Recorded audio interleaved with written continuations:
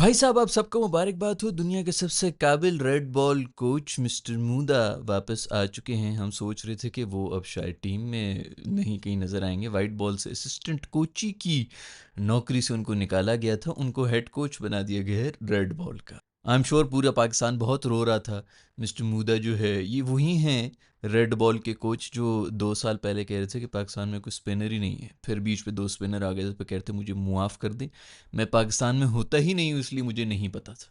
वो अब हमारे कुछ छोटे मोटे असिस्टेंट ये वो कंसल्टेंट नहीं, हेड कोच बन गए हैं रेड बॉल के, जो शायद खुद भी उन्होंने कुछ 13 मैचेस ही खेले होंगे टेस्ट के। कितने बेहतरीन रेड बॉल के प्लेयर थे। खैर, पाकिस्तान में तो यही सब कुछ चलता रहेगा। दूसरी तरफ हमारे बहुत ही एक जो बाद में कोई ना कोई ज़रूर एक वीडियो बन जाती ना आज से 5-6 साल के बाद, कि एक बहुत बड़ा टैलेंट आया था जिसको पाकिस्तानियों ने ज़ाया कर दिया।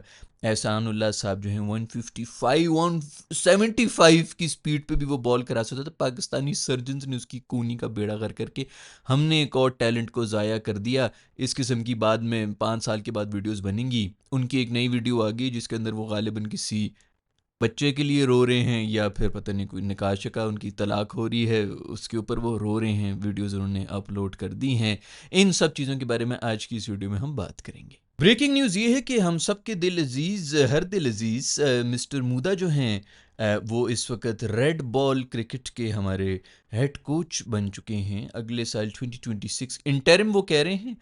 तकरीबन 1.5 साल तो उनका मतलब इंटरिम पीरियड भी है। उसके बाद भी फिर कहेंगे कि यार आगे भी कोई 1.5 साल का 2 साल का ही साइकिल रहेगी तो उसमें भी वही रहे। अगर वो जीत गया ऑफ कोर्स तो फिर पाकिस्तानी अवाम भी जो है कहेगी कि प्लीज़ मूदा साहब को चेंज करने की कोई ज़रूरत नहीं है।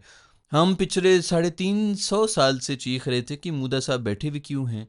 उनके तो इस किस्म के भी बयान आ रहे होते थे कि मैं ज़्यादातर वक्त जो है वो इंग्लैंड में गुजारता हूँ, तो मुझे पाकिस्तानी क्रिकेट का ज़्यादा पता नहीं था, मुझे मुआफ़ कर दें। इस किस्म के उनके बयान आ रहे थे जब वो कह रहे थे कि कोई पाकिस्तान में स्पिनर ही नहीं है। हम भी कह रहे थे यार इसको बेहतर पता होगा, हम यहाँ पे बैठे हुए थोड़ी बता सकते हैं कि पाकिस्तान में कोई क्वालिटी स्पिनर है कि नहीं है।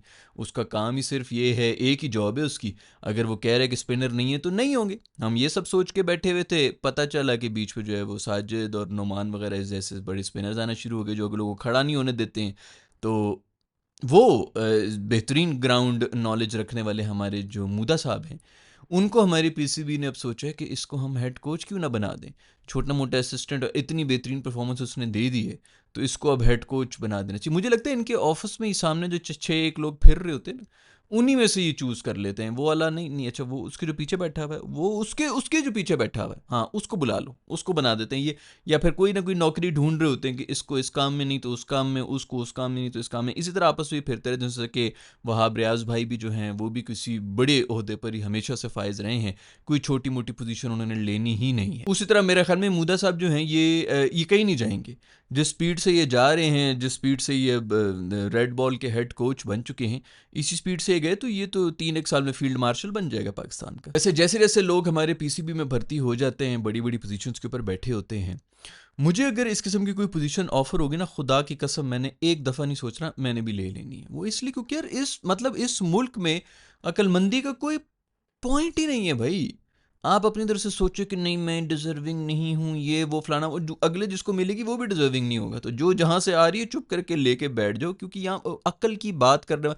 या तो लोग होना कि वो बड़े उठ उठ के आ रहे हो और मिसालें दे रहे हों, आपके जो है वो पोस्टर लगा रहे हों, वो भी नहीं होना। सिर्फ आपको गाल गलोची पढ़नी है। अच्छाई वाली बात तो कभी वायरल वैसे भी यहाँ पे नहीं होती। तो जिसको जो मिल रहा है ना, मूदा साहब बिल्कुल ठीक खेल रहे हैं। जहाँ पे आपको लग रहा है कि भाई मुझे ये अपॉर्चुनिटी मिल रही है, तनख्वाह भी अच्छी है, ट्रैवल भी होगा, ये वो सब चीज़ें, और पूरा मेरे ख्याल में कुछ 4 एक टेस्ट मैचेस हैं इस पूरे साइकिल के अंदर जिनके अंदर उन्होंने काम भी करना है। उसके अलावा तो कोई काम शाम भी नहीं होना, पूरे साल में कोई टेस्ट मैचेस ही नहीं हैं। तो कोई ज़रूरत ही नहीं है यहाँ पे अक्लमंदी की बात करने की। जिसको जो पोजीशन ऑफर हो रही है चुप करके ले लो, क्योंकि दूसरे जो गालियां दे रहे होते हैं ना, उनको भी जब ऑफर होगी तो वो भी ले लेंगे। कोई इतना असूलों का पक्का तो यहाँ पर है नहीं भाई, कोई फ़ायदा ही नहीं है। चुप करके लो पोजीशन है और बस अपनी लाइफ बनाओ। एवरेज प्लेयर्स मतलब ये अपने जो प्लेइंग डेज थे ना, तो बंदा कह रहे जैसे गांगुली वांगुली थे, उधर वो बन रहे थे पीसीबी के चेयरमैन वगैरह, बंदा कहता चलो यार पूरी की पूरी उन्होंने चेंज कर दी थी। अर्ली 2000 में इंडिया की जितनी बकरी टीम हुआ करती थी, ये गांगुली शांगुली आए थे तो उनमें थोड़ी एग्रेशन आई थी। फिर उसके बाद वो जो पूरी उसने ब्रीड एक बनाई हुई थी, ये युवराज की, हरभजन, ये सब लोग जो हैं वो ग्राउंड के अंदर एग्रेशन वगैरह दिखाते थे। उसी के बाद ये आए हैं, ये कोहली वोली उसके बाद ही आए हैं। वहाँ से तो एक माइंड सेट इनका आया था कि हम किसी को भी कहीं पर हरा सकते हैं। सबसे पहले वो माइंड सेट होता है जो कि अल्हम्दुलिल्लाह पिछले 10 साल से हमारी टीम का मरा हुआ है। जो सरकारी मुलाजमीन वाली हमारी टीम है जिसके अंदर सिर्फ नौकरियां हो रही होती हैं, यही माइंडसेट इन्होंने चेंज किया। तो गांगुली टाइप इस किस्म के लोग होते हैं ना, तो उनको आप बना भी सकते हैं कि इसको पीसीबी का चेयरमैन बनाओ। इस तरह के जो प्लेयर्स रहे हैं अपने टाइम में, ये वैसे प्लेयर्स भी नहीं है, ये उस वक्त भी एवरेज प्लेयर ही थे जो टीम के अंदर थे। मतलब सुपर स्टार्स की टीम थी, उसके अंदर भी ये लोग एवरेज ही थे। इतना नहीं था कि कोई बंदा का क्या एग्रेशन है भाई, अगलों को आंखों में आंखें डाला हुआ है। आपको पता है कि आपके पीछे इतने बड़े बड़े प्लेयर्स हैं, आपकी बैटिंग है, आपकी बॉलिंग है, जो सुपर स्टार्स हैं, फिर भी आप अगर उस वक्त भी एवरेज ही रहे हैं। उनके हाथ में हमने सब कुछ दे दिए, जैसे कि मूदा साहब हैं, वहाब भाई हैं, दोनों अल्हम्दुलिल्लाह अपने प्लेइंग टाइम के अंदर एवरेज एवरेज क्रिकेट ही खेलते रहे। बंदा कहना चलो दिमागी तौर पे ठीक नहीं है, ये नहीं है, वो नहीं है, शोधा है, फलाना ये वो, यार कम से कम कोई एग्रेशन, कोई इस किस्म की चीज़ हो जाए कि बंदा कहे चलो कोई कैरेक्टर ही आ जाएगा टीम के अंदर। वो भी नहीं है इनके पास। लेकिन मजाल है कि वो जान छोड़े हमारी टीम की। पूरी दुनिया में इस वक्त टेस्ट मैचेस चल रहे हैं दोस्तों। हर एक टीम, कोई मेरा ख्याल में इस वक्त 7-8 टीमें जो हैं वो इंगेज्ड हैं आपस में टेस्ट मैचेस खेलने में। और बस कोई टीम अगर इन्जॉय कर रही है तो वो पाकिस्तानी टीम ही है। अब कुछ लोग कहेंगे कि भाई बड़ा पहले बड़ा क्रिकेट खेल लिया, बाकी उन्होंने नहीं खेला भाई। 3-3 महीने तो इंडिया ने भी आईपीएल खेला है, उसके अलावा आईपीएल के अंदर पूरी दुनिया के वैसे प्लेयर्स आए हुए थे। वो ना भी हो भाई, आपकी टेस्ट की टीम ही कुछ और है। T20 की आपकी और है, ओडीआई की और प्लेयर्स हैं, टेस्ट के और जो ज़्यादा थक रहा है उसको बाकी रेस्ट करा दो, ताकि नए टैलेंट को भी आगे आने का कोई मौका मिले। ज़रूरी कि उन्हीं को बस रगड़ना है जो 10 बंदे आपको मिले हुए, जो कि है भी नहीं। टेस्ट की आपकी टीम ही और है। पूरी दुनिया में इस वक्त टेस्ट चल रहा है, पाकिस्तान को कोई फ़र्क नहीं पड़ता। क्योंकि हम ये आपके जो प्लेयर्स हैं ना दोस्तों, वो रेड बॉल से ही निकल के आते हैं। कौन कितना पानी में, रेड बॉल से ही पता चलता है। और हम नहीं खेल सकते, हम किसी के साथ खेल भी नहीं रहे, पूरे 1 साल में भी नहीं खेल रहे। और हमने जो है वो इसी तरह जो है रीलू कट्टे, कोई भी तू तू क्या कर रहा है आजकल, सर मैं इधर चाय बेचता हूँ, तू ऐसा कर, तू बॉलिंग कोच बन जा। बस ऑफिस में होना चाहिए, नजर आते रहना चाहिए, आपको कोई ना कोई नौकरी मिलती जाएगी। वैसे आपस की बात है, मुझे लग रहा है इनके पास कोई ऑप्शन भी नहीं होना है। को मेरे ख्याल में 3 टेस्ट मैचेस हैं पूरे साल के अंदर। इनको यही होगा अभी हम किसी गोरे को भर्ती कर लें तो वो पूरे साल जो है कॉन्ट्रैक्ट भी लेगा और घर बैठे कि वो जो है वो लेगा, तो क्यों ना अपने किसी दोस्त को ये दे दिया जाए। ऐसे क्यों हम डॉलर ज़ाया करें, अपने तो मुफ्त में आते हैं ना। तो इनको बस वो थोड़ा सा फेवर भी दे दी और उनको जो है वो चुप करके लगा दिया नौकरी के ऊपर साल साल की। तो साल के बाद जो है मोस्ट ऑफली फिर देखेंगे कि एक्सटेंड करना है कि नहीं करना। कहीं नहीं जाएंगे, कोई बंदा कहीं पे भी नहीं जाएगा जैसी मर्जी परफॉर्मेंस हो रही हो। और मोस्ट ऑफली मुदा साहब ने खुद ही बैठ के वर्किंग भी की होगी कि सर देखें सिर्फ 4 टेस्ट मैचेस हैं अगले 1 साल के अंदर, हम अगर किसी गोरे को रख लेंगे तो इतनी इतनी तनख्वाह वो लेगा और ज़्यादा नुकसान हो जाएगा। तो क्यों ना हम में से ही किसी को जो ऑलराउंडर हो तो बेहतर है। मीटिंग में बैठ के इसने बोला होगा मुदा साहब ने, ऑलराउंडर भी हो और अंग्रेज़ी अच्छी बोलता हो, इंग्लैंड विंग्लैंड की नेशनैलिटी हो, तो ट्रैवल के भी कोई मसले ना हो, इस किस्म की कोई इस तरह की। अब कौन हो गए इस प्रोफाइल के ऊपर, तो सब लोग जो है उसको देख रहे होंगे कि यार तू अपने बारे में बात तो नहीं कर। देखिए भाई मैं इस बारे में कुछ ज़्यादा बात नहीं करूँगा, आप लोग खुद ही डिसाइड कर लें। ये 4 मैंने चेक लिस्टें बनाई हुई हैं, इनमें जो भी पूरा उतरता है उसको आप बना दें रेड बॉल का कोच तकरीबन 1 साल के लिए, और बस गेम को इधर ही करें, इतना आपको फ़ायदा हो जाएगा। और पीसीबी चेयरमैन साहब ने कहा होगा वेरी गुड यार, इस प्रोफाइल के ऊपर ज़रा नाम मुझे करके दें कि कौन कौन से हैं एक्स क्रिकेटर्स जो कि पूरे होते हैं ब्रिटिश पासपोर्ट के साथ। तो एंड में सिर्फ अजहर महमूद और किसी और बंदे का जो कि मेरे ख्याल में तबलीगों में बिजी है उसी का नाम आया होगा। तो अजहर महमूद ने कहा होगा चलें अब आप इतना फोर्स कर रहे हैं तो मैं ये नौकरी ले लेता। खैर भाई बहुत बहुत मुबारकबाद हो आपको, मुदा साहब जो हैं वो रेड बॉल के हेड कोच बन चुके हैं। आप सब यही चाह रहे थे, जो हम चाहते हैं वो हो जाता है इस मुल्क के अंदर। इंग्लैंड और इंडिया के भी मेरे ख्याल में दूसरा टेस्ट मैच जो है वो कल से शुरू होने वाला है। बुमरे के बारे में पता नहीं कुछ न्यूज़ हैं कि वो खेलेंगे कि नहीं खेलेंगे। मोस्ट प्रॉब्ली उनको रेस्ट दिया जा रहा है। उनको अगर रेस्ट दे दिया तो पीछे वैसे जिस जगह पे हो रही है अभी वो भी बैटिंग कंडीशंस ही होंगी, आई डोंट नो। अगर तो वैसी पिच हुई तो फिर मेरे ख्याल में बुमरे को साइड पे ही रखें। लेकिन अगर बुमराह ना हुआ और ये टेस्ट मैच भी हार गया तो इंडिया बहुत ज़्यादा प्रेशर में आ जाएगा कि पहले दोनों टेस्ट मैचेस हारे हुए हैं, उसके बाद फिर 3 लगातार जीतने पड़ेंगे सीरीज़ जीतने के लिए, तो मुश्किल हो जाएगा। खैर वो तो कल ही पता चलेगा कि क्या है क्या नहीं है। अगर आप लोगों को पता है कि बुमराह खेल रहा है कि नहीं खेल रहा तो नीचे कमेंट्स में लिखकर मुझे बता दें। दूसरी तरफ हमारे वो एहसानुल्लाह साहब हैं, जो कि क्रिकेटर थे, उनकी फिर से एक वीडियो आई जिसके अंदर वो फूट फूट के रो रहे हैं, कोई टिकटॉक बना रहे हैं, पता नहीं किसी के गम में रो रहे हैं। तो उनके बारे में कोई 2 क्लिप्स मेरे दोस्तों ने भेजी है। एक में वो कह रहे हैं कि पता नहीं खाला की बेटी थी, उससे तलाक हो गई, पता नहीं वो शादी करना नहीं चाहती, तो फिर तलाक का क्या मुझे समझ नहीं आ रही है, शादी हुई हुई थी।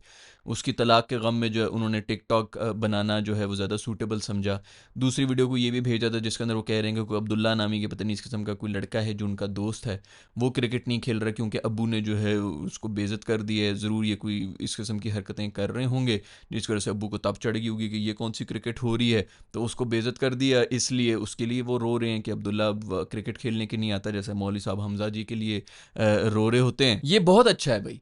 बहुत से हम तो यहाँ पे बोल देते हैं ना कि भाई ये एक और टैलेंट ज़ाया कर दिया, पीएसएल के फलाने ओनर ने ज़ाया कर दिया, इसने ज़ाया कर दिया, पीसीबी मैनेजमेंट ने ख्याल नहीं किया, उसने ख्याल नहीं किया, उसने ख्याल नहीं किया। ये बाज़-औक़ात ब्लेसिंग इन डिस्गाइज़ ही हो जाती है। अभी तो शुक्र है कि ये लोकल लेवल के ऊपर ही लोग इनको जानते हैं और बस वही पीएसएल में जो उन्होंने करना था किया, उसकी वजह से ही फिर भी जो है वो ख़बरों में आ रहे होते हैं, उनकी वीडियोज़ जो है वो वायरल हो रही होती हैं। इमेजिन करें कि ये ग्लोबल लेवल के ऊपर होते और फिर ये हरकतें कर रहे होते, पाकिस्तान का क्या नाम रोशन करते हैं हमारे दोस्त। जो मैं पहले भी कहता रहा हूँ, वीडियोज़ मैंने बनाई हैं कि ये जो क्रिकेट टीम है ये एक वाहिद ऐसी चीज़ है जो ग्लोबल लेवल पे हमें रिप्रेजेंट करी, क्योंकि हमारी फ़िल्में और बाकी चीज़ें तो जा नहीं रही हैं, ड्रामे-श्रामे वैसे भी बैन कर दिए गए हैं इंडिया के अंदर।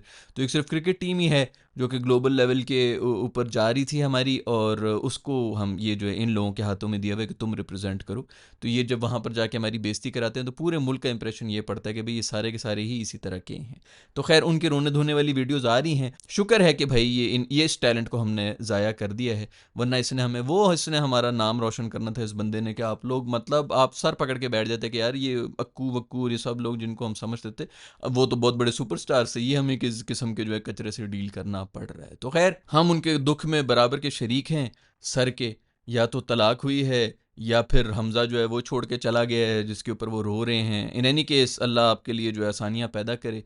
जिस किस्म के भी आपको शौक़ हैं, अगर हलाल और जायज़ शौक़ हैं तो वो आपको पूरा करने की तौफ़ीक भी अता फ़रमाए। मेरा ये मानना होगा कि इनको इतनी मेरे ख़्याल में हाइप ना दी जाए। हर जगह मैं अभी भी देख रहा हूँ सोशल मीडिया के ऊपर इन्हीं की बातें हो रही हैं। मेरे ख़्याल में कोई इंटरव्यूज़ वगैरह 2-4 मुझे क्लिप्स भेजे गए हैं इन्हीं के इंटरव्यूज़ के, जिसके ऊपर वो रीज़न भी दे रहे हैं कि वो क्यों रो रहे थे। मेरा ख़्याल में तो इतनी इनको इम्पोर्टेंस नहीं मिलनी चाहिए। वो दिमागी तौर पे जो है ये आदमी बिल्कुल भी नॉर्मल नहीं है, इनको इलाज की ज़रूरत है। वैसे तो वो खूनी-शूनी का इलाज कर रहे थे, मेरे ख़्याल में दिमाग के इलाज की ज़्यादा ज़रूरत है। खैर आज की वीडियो में इतना ही दोस्तों। अगर आप लोगों के पास कोई ख़बरें-शबरें हैं, बुमराह खेल रहा है कि नहीं खेल रहा है, नीचे बताएँ। मूदा साहब आपके रेड बॉल के हेड कोच बन गए हैं, इसके बारे में आपका क्या कहना है? आप खुश हैं? आपने खाना खाया है कल से कि नहीं खुशी के मारे हो? अक्सर खुशी में जो है ना बंदे की भूख ही मर जाती है। तो आपकी क्या कैफ़ियत है? नीचे कमेंट्स में लिख के मुझे ज़रूर बताएँ। I will see you in the next video. Bye.